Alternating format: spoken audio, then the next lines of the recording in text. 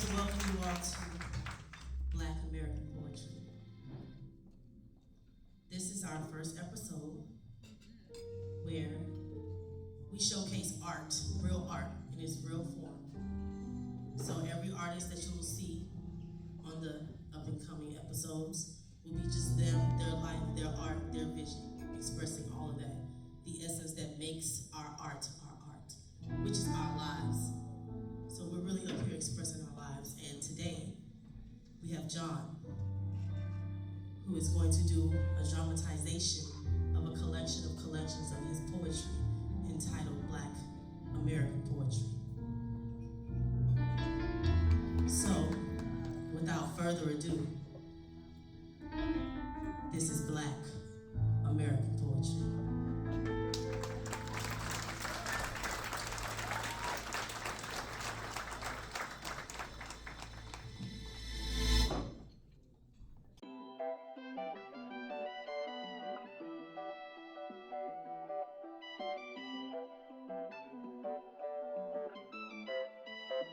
Sounds from Mikey.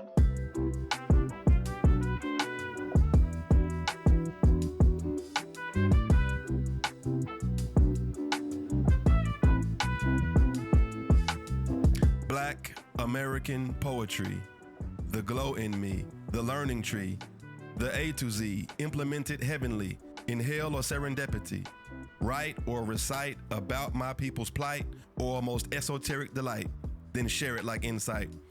Langston Hughes, Tupac Shakur, Muhammad Ali are Black American poetry, and so are you and me, expressing what we see from a space of authenticity.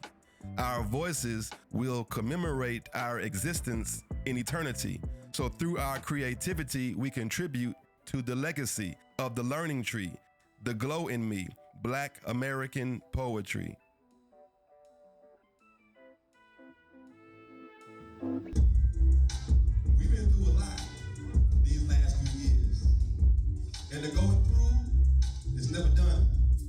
But if we go through this thing together, a new standard can be begun. As our diversity intensifies, what divides us needs to dissipate. As our experiences merge, it's a waste of energy to differentiate. Whether you grew here or flew here, came for a visit and decided to stay, or deliberately came to chase your dreams in the balance between work and play. We are Atlanta, united, the red rising from the clay. A bright spot burning white hot for todo mundo to see. May we be the victors in the fight for equality. We stand on the shoulders of giants, those for whom we change the street names. We are Atlanta, united, the blue rising from the flame. We are every color of the rainbow. Let us fly our flag with pride. On this day and beyond, may your path and good fortune collide. May we be a gift to humanity for all the races, all the classes. We are Atlanta, united, the phoenix rising from the ashes.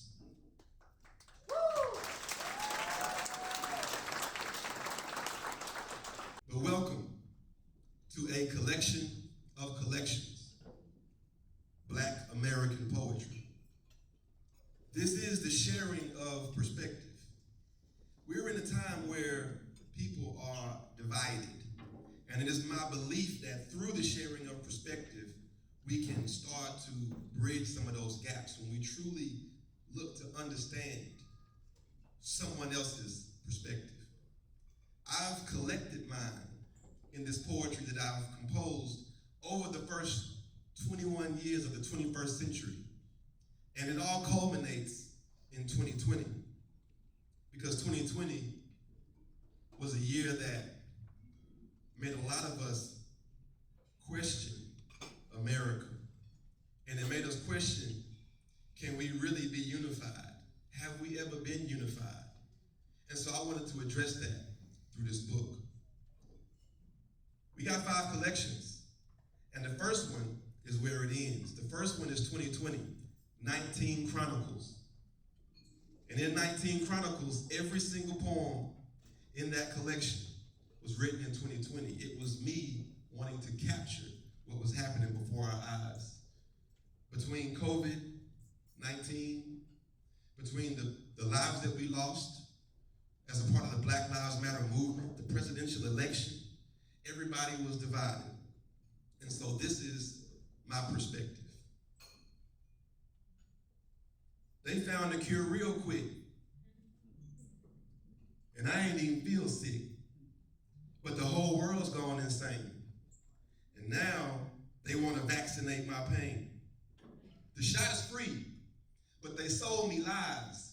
I invested in Moderna and watched the market reach record highs, while morale reached record low. Americans are so polarized in a time when patriotism is supposed to grow. A common enemy, like the common cold, unless you got an underlying condition or you're getting old. You can wait on stimulus check, stay away from public train and plane, but the real kicker comes when they try to vaccinate your pain. Can't pick the needle out of the vein. What about the brand name? Is Pfizer wiser? Should China pay the price? Should we stay away from our families this Christmas to celebrate Jesus Christ? It's the COVID world we're living in, and it's making some of us stronger. But so many people are hurting and can't keep holding on much longer. As livelihoods collapse under the weight of economic and emotional strain, they won't eradicate the disease, but they'll vaccinate my pain.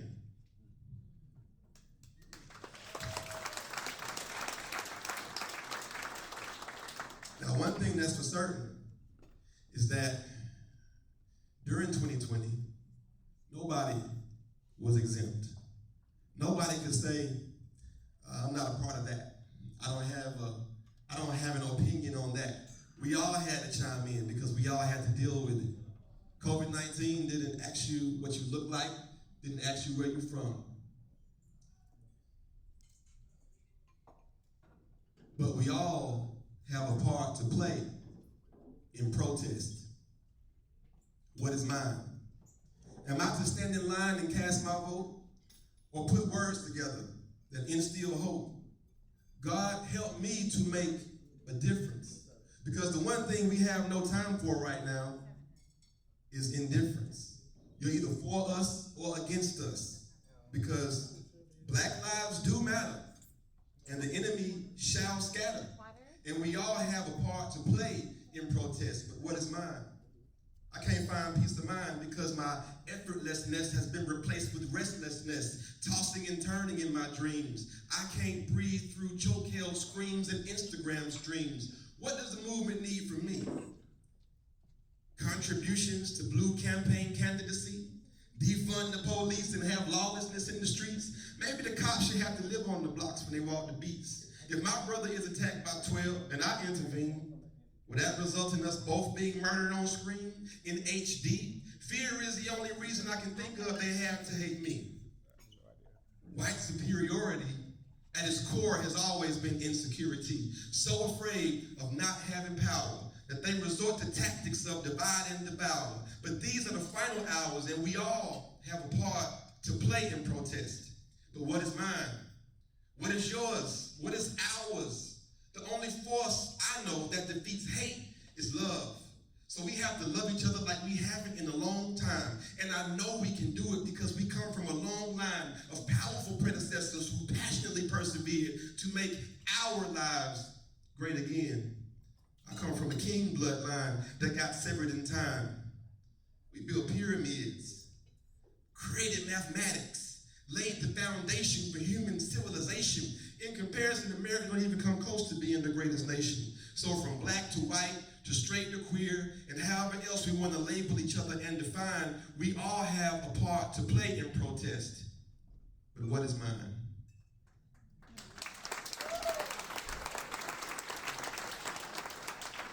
That was a question I had to ask myself, because I saw what was happening in the streets. I saw what was happening on the news. I said, well, what am I supposed to do? And my voice, I have to use it to bring people together. So my response was my words.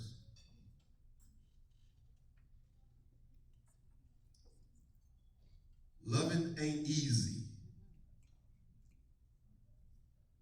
This collection of poetry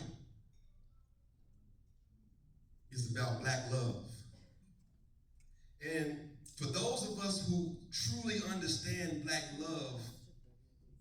we know that it ain't always easy.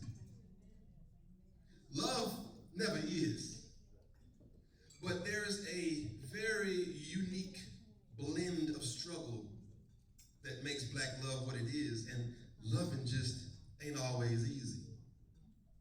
I remember being a part of a program, and we taught anger management. We taught anger management in 3 places in Atlanta. One was Bankhead, one was Summerhill, and the other was Roswell. And I remember my first day going to learn how to facilitate an anger management class. I'm sitting under my mentor as she's showing me the ropes. The first location was Bankhead. And I was doing what she was doing. The young men that had to be in this program were all referred to us by the juvenile court system. So they basically either took the anger management class or they went to jail. So I'm watching these young people come in, and the mentor of mine, I'm watching her as she's watching them. And 3 young boys come in, 14, 15, and the 3 of them, I felt like they had to be the best of friends because they came in dapping each other up. You know, they was having a good time. Everybody else was by themselves, but they came in 3 deep. And she went and she sat with them at the table they chose. And she was kicking it with them for a minute. She was one of those kid whisperers, you know what I'm saying? So she knew how to connect. And one of the things that she said, they were having a good time. She said, man, it's so cool to see that y'all got love for each other. And they stopped. All 3 of them. And they said, I don't love that nigga. And it hurt me. It hurt me when I saw that. Because I didn't know that the word love should evoke a negative reaction. I wasn't used to that. He said, I don't love that nigga. So many of them would come into class, and every time we had our sessions, somebody else done died. In their age range,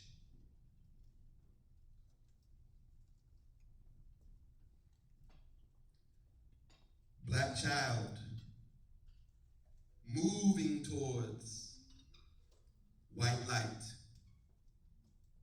on a blue night, the red bright, the dead might welcome him. Or maybe he gets another chance. Maybe the Lord saves the last dance for the upbeat as opposed to the down. A sea of people let him drown in concrete and steel and keep it real, but love's respiration provides resuscitation, and he comes back to life, scratching his head in frustration like, what just happened? The last thing I heard was scrapping and clapping, and then he remembered back when his mama let his tears drop like eye drops, and how he always wondered why Pops never could get away from the cops and the blocks. Cooked crack, call it rocks. 8-ball in the left pocket on the corner when the boys roll up, hold up. Stop the madness. And the potential maternal sadness. He never knew about the legacy. But love's respiration is filling him and bringing it back like black fathers released from prisons and imaginary boxes. And he breathes. Fresh air for the first time. But his wound is still bleeding. His wound is still needing medical attention. He's living on adrenaline, exuberant as he begins to realize that he's been given an extension.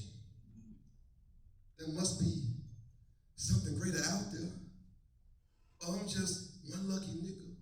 But deep down, he knows this is because of something bigger and brighter, and he breathes and experiences love for the first time. But he had been the victim of a hate crime against his sanity, against humanity, and even when he spoke to himself, his words were poisoned with profanity, but in this bloody silence, he's able to hear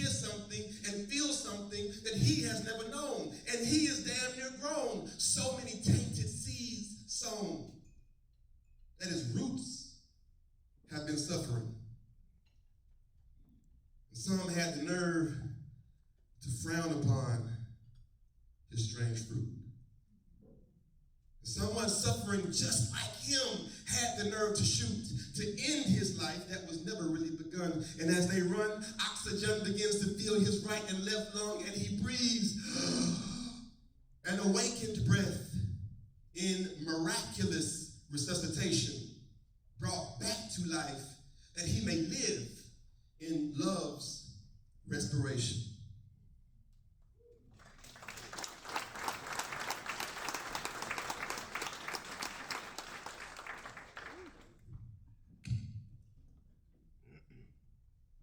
I remember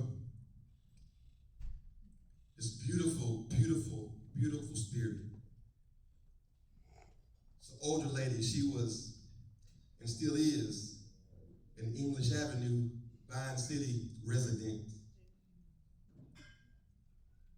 And she asked me, when I was a lot younger than I am now, she said, there's a young man that I believe if you were to take some time with him, you may be able to help him out of these streets.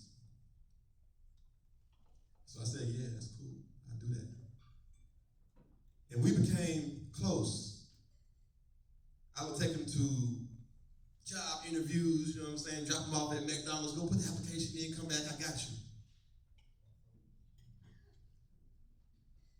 And his 18th birthday came. So I said, you know what, I'm gonna come through, we're gonna ride. I'm gonna pick you up for your birthday, you're 18, we gonna do it. So I go pick him up over in the Bluff, and he gets in my car and he says, before we proceed, can I make one quick stop right around the corner? I said, bet, let's go. We stopped in front of an apartment building. It was a brick apartment building with the black wrought iron doors. And he gets out, he goes up to the door, and he doesn't even have to knock on it, but the wrought iron door is closed, and I just see him talking to someone through the iron door, through the screen. And as I'm sitting there watching him, I see him start to kind of break down and cry. And when he started crying, the door finally opened. And it was this old but beautiful lady who came out of the door, and she embraced him, gave him a hug. When he came back to the car, I said, "You good, man?" He said, "Yeah." He told me that growing up in that neighborhood all his life, whenever he passed by that old lady's door, she would yell out to him, "You won't live to see 18." And he said that he had to go and speak to her directly on his 18th birthday just to tell her that he made it. And once again, I was hurt because loving ain't easy. I was always raised up to hear those statistics. Black man, he was dead and in jail by 21, in jail by 18. I had heard those things, and I had always felt the negative energy from that, but I never internalized it. I never really stopped to say, man, I'm 21, I'm 18, I'm glad that I'm alive. But when he shared that with me, it gave me an entirely new perspective on that statistic. His birthday was like a week and a half, 2 weeks before mine. And I was turning 25 right after he was turning 18. And this is what I wrote on my birthday. I'm 25 and still alive. Exercising inadvertent actions like breathing, blinking, dreaming, seeming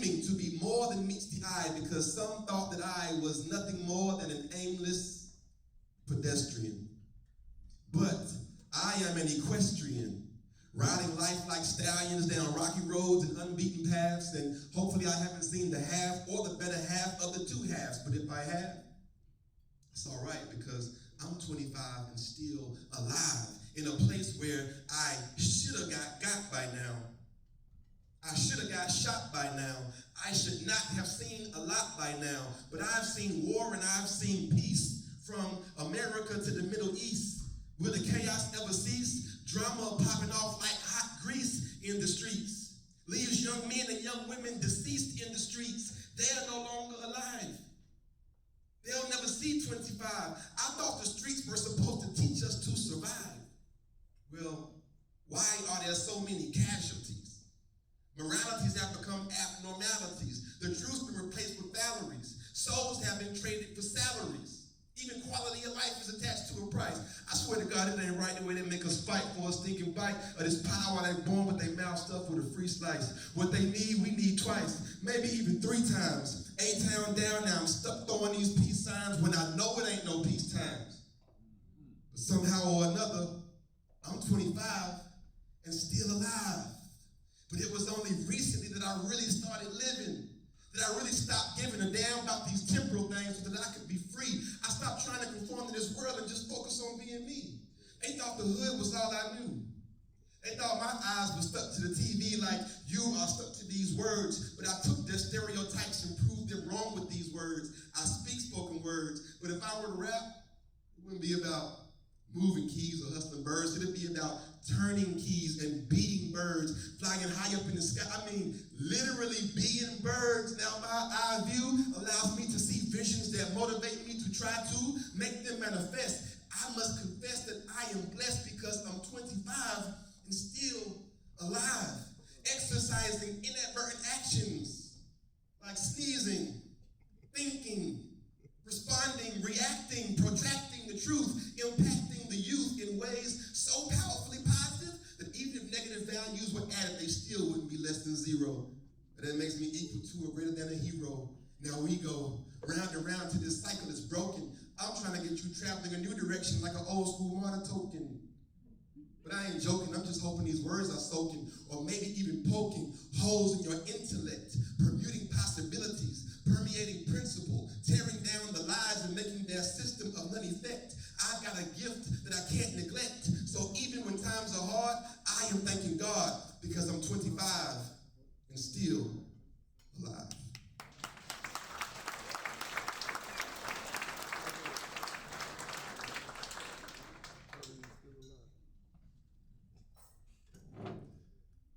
The next collection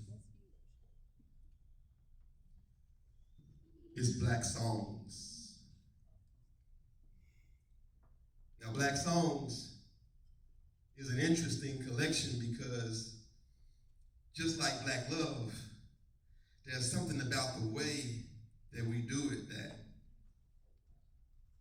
is extremely unique, and it's part of our DNA. And I wanted to celebrate Black songs for the way that we communicate with each other and the world through them. DG, I need some help from you, bro. Because Black songs, it's not something you can just tell somebody about. Sometimes you just gotta hear it. Sometimes you just gotta feel it. And then you know what it means to be a part of a Black song.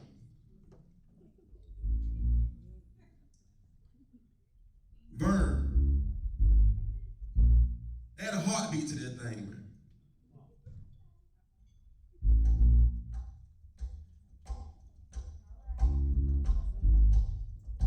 It's getting blacker and blacker up in here.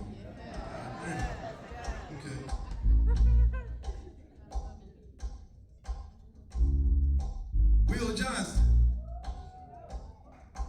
can you give us some wind?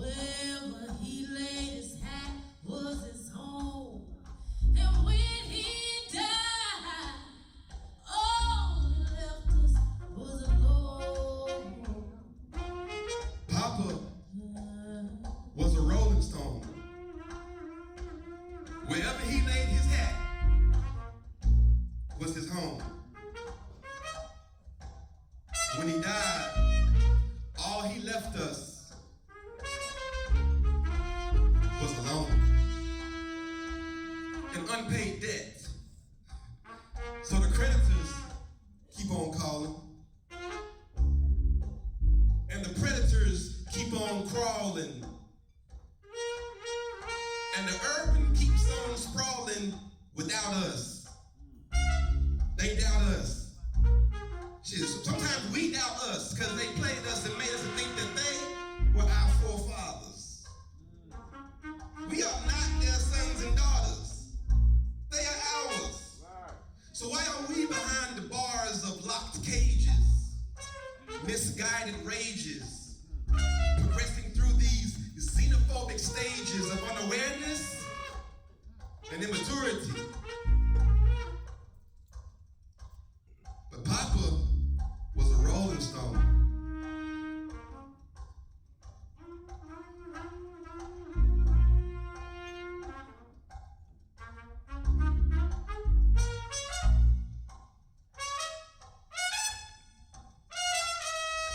Papa was a rolling stone. And wherever he laid his hat was his home. And when he died, all he left us was alone. But we are not alone. The spirits of our ancestors haunt us as we squander some of what they bought us. But we must remember what they taught us about how to find our ways back home, how to pick up the telephone to say I love you. There is nothing above you, and you don't have to prove that to anybody but yourself. Government assistance cannot substitute your wealth, and your wealth cannot substitute your health. Love is not for sale, but it is on the shelf. And window shopping for your soul, that'll never make you whole. That requires self-control. So wipe your tears as I dry my own, said the fatherless child, unknowingly sitting on his throne, thinking, Papa was a rolling stone. Wherever he laid his hat was his home. And when he died, all he left us was alone. Papa was a rolling stone. Wherever he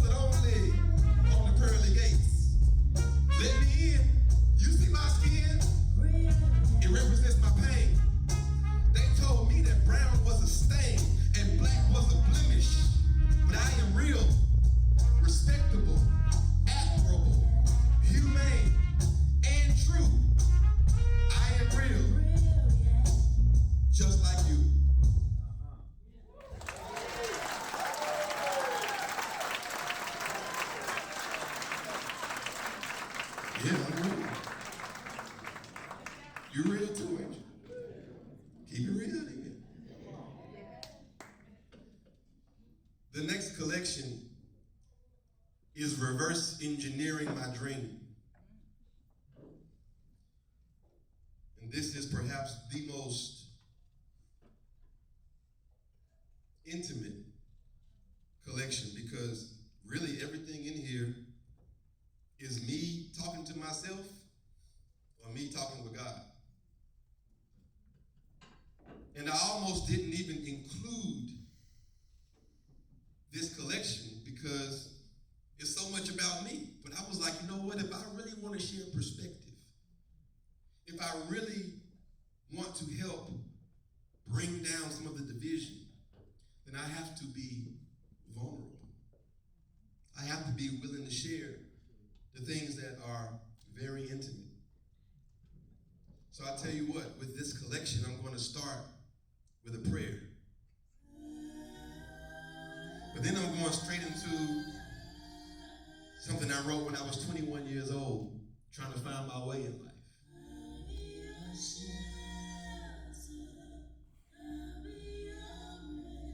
I start with a prayer because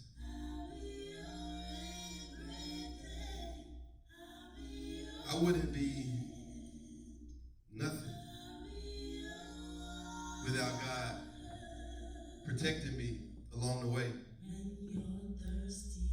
Without him shielding me throughout all the drama in my life.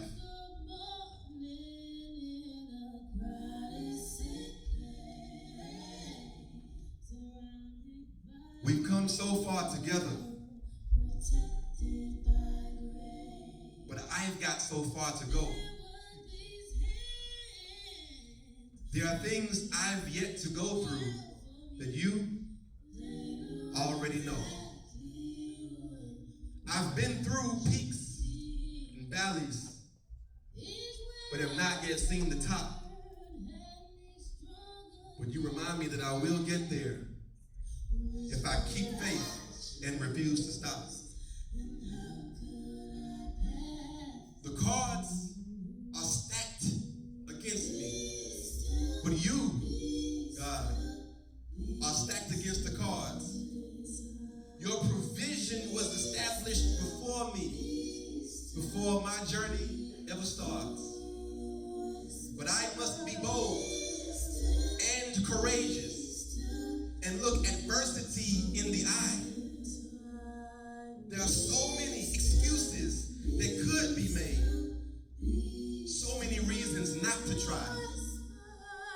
But in you, there is only victory when paired with the will to win. You put purpose in all existence and reveal it to the hearts of men. You reveal your truth to me. Though there are so many things I still don't know. We've come so far together, but I've got so far to go.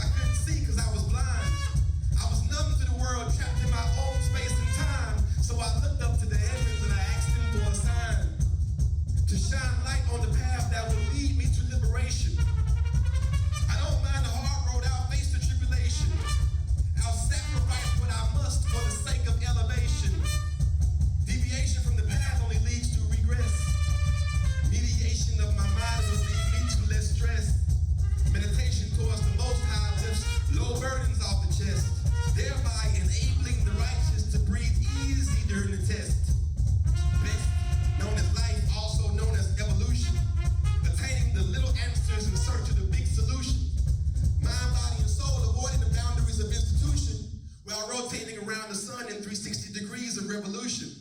Distribution of the truth is my way to better days, so I employ myself on the mission while giving God the praise for giving me direction when I'm confused about my ways in this maze.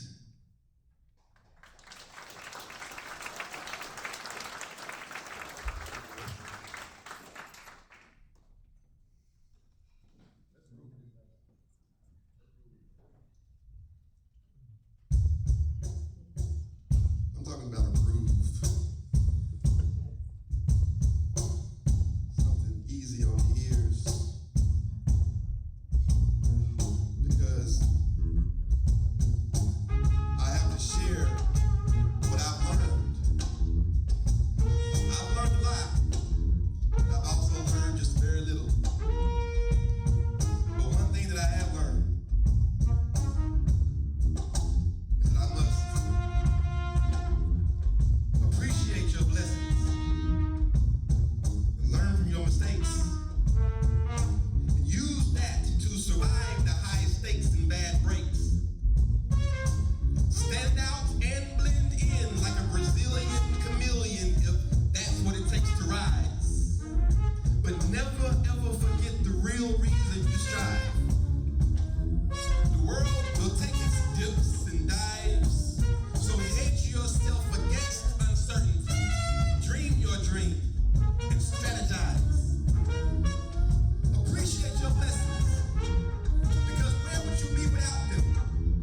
That's why I remain grateful, even in a world where we're surrounded by so many that are hateful. Learn from your mistakes. Use that to survive the high stakes and bad breaks.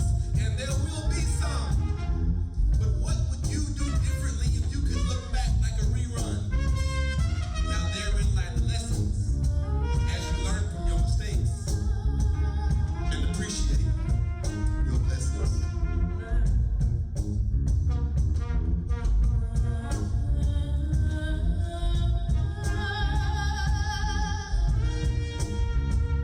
Appreciate your blessings.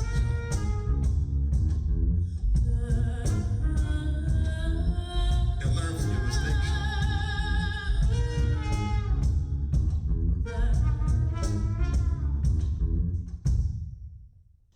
The last collection.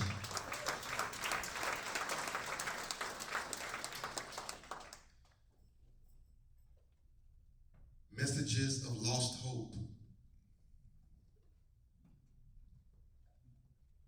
This collection of poetry is, if nothing else, you remember from this experience. The things that I share in this collection are what I want you to take with you. Because it is my job to use my voice to bring people together.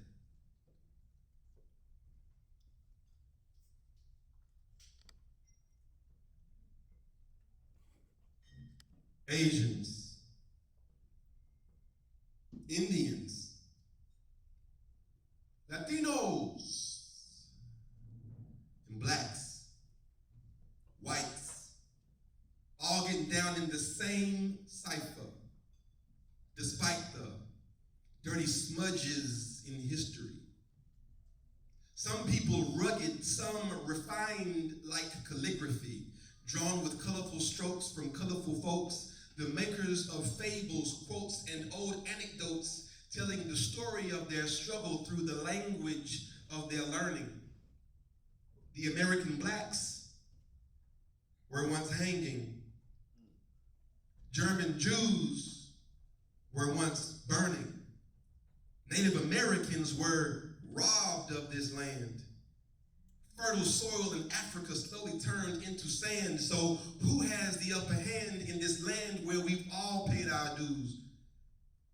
But through the trials and tribulations, the chaos continues. Some share conflicting views. Some get lost in politics. Some are out for quick licks. Others fall for the same tricks as the clock ticks in this new millennium of information. Secret segregation. A man living on the space station. And this is God's creation. So we get what he'll give. It's because of him that those of us who are still alive still live. And there is no sedative that can take away the pain, but there is a potion that we can concoct to help us as a people gain. Let every human be humane instead of being so greedy and vain. Some are walking around brain dead. They were mentally slain by this system that steals from the poor and gives to the rich. We've already recognized that our program has a glitch, but it's damn hard to fix. While it's getting harder to distinguish one from the other, so caught up in the mix of individuality that being different makes us the same. We're all characters in a collection of stories, just a different title and different name. So you read my book and I'll read yours. But when you come to my neighborhood, don't forget to lock your doors. Because where I'm from, there's some people who fight, and some people who kill, some people who rob, and there's some people who steal. Our battle is uphill, and still we rise. Like the Africans on the Amistad with fire in our eyes. Like the people outside of Jericho when the walls came down. Like the people on both sides of Berlin when the walls came down. Like the victims of Jim Crow when the laws came down. Shh. Nobody make a sound. I think I hear it coming. Shh. Tell the drummer boy to start drumming. As a matter of fact, let's start running towards salvation and liberation because the end is almost here, and that's the fall of every nation. And on that day, it won't matter where you're from, or your skin color will be irrelevant on the day this world is done. From Afghanistan to the United Kingdom, from the Americas to the Caribbean, from Eastern civilization to that of the European, the woman, the boy, the girl, the man, the gays, the blacks, the anti-Semitic, and the Klan. Because when the situation gets desperate enough, you'll take your enemy's hand. So let's become one, and let's take a stand.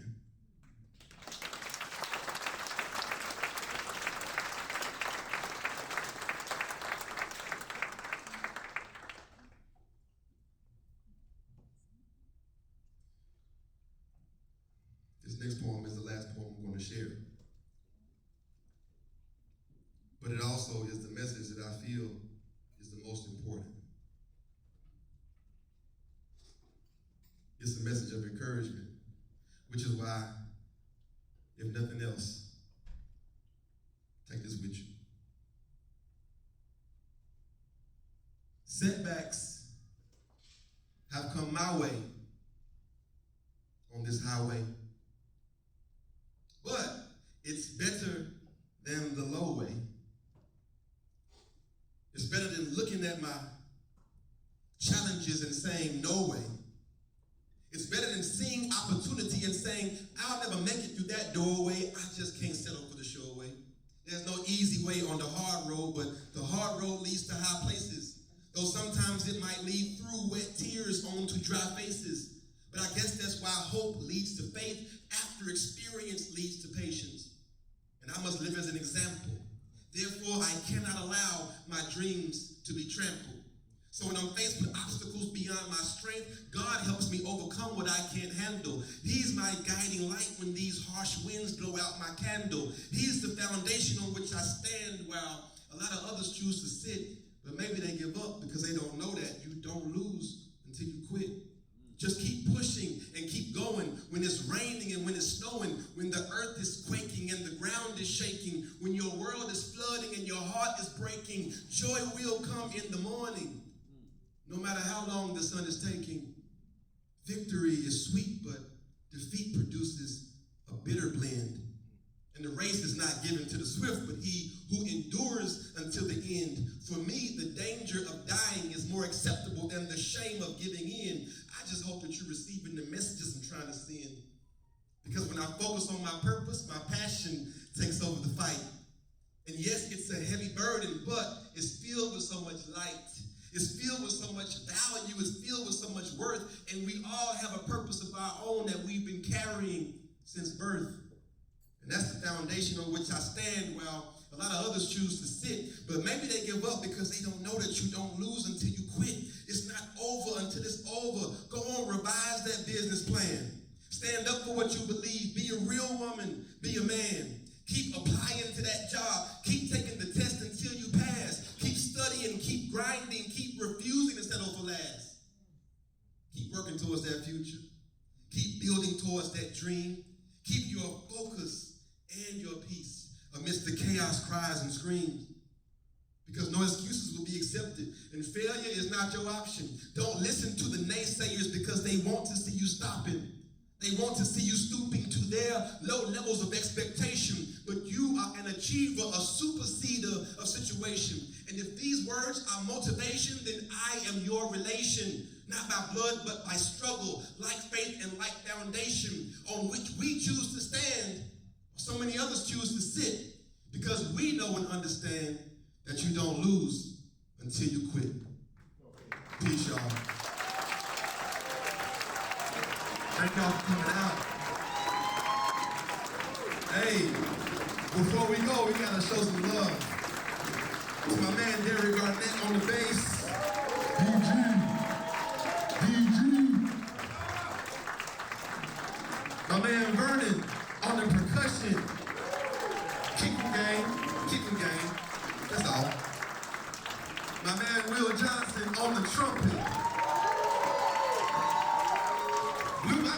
Blew my mind, that's for sure. The God Zena on vocals.